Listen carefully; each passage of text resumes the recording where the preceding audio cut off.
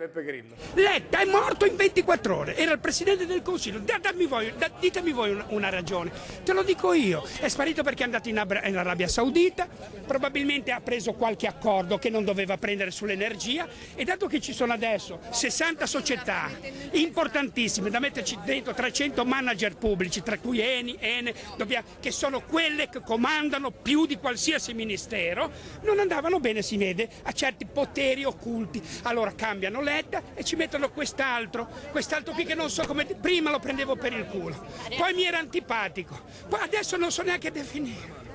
I titoli dei vostri giornali sono ma di una bellezza. Renzi non toccherà le pensioni. I titoli quello che non farà è fantastico.